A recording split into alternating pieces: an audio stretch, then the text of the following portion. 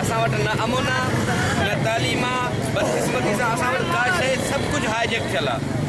उन हाईजेक थियल शयुनि ते तव्हां केतिरो रहंदो जेसि ताईं इंतिज़ामी मामलनि जे बुनियादनि ते को स्टैंड नथो वरितो वञे।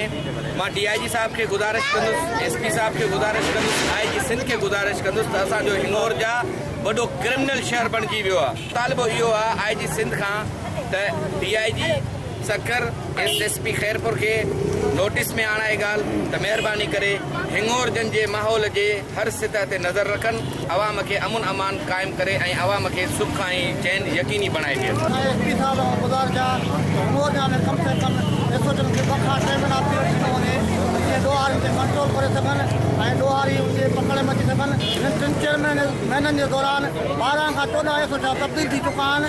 SP खैरपुर खां घुर है कोई अमुन वारो SP एसोचो मुक़ररु कयो वञे। हिंगोर जा में 10-15 ॾींहं एसोचो अचे थो वरी बदिली थो थी वञे, जॾहिं बि ॾोह थिए थो अॻिलो वाइदो थो करे हलियो थो वञे वरी ॿी चोरी थी थिए। हाणे असांजी हिन महिल गुज़ारिश इहा आहे त असांखे SHO मुस्तक़िल ऐं ईमानदार ऑफिसर ॾिनो वञे जेको असांजे सदे बाब असांखे सुकून नज़र आणे, वरना दुकानदार असां एहतिजाज मजबूरन करे अञा दाइरो वधीक वसी कंदासीं।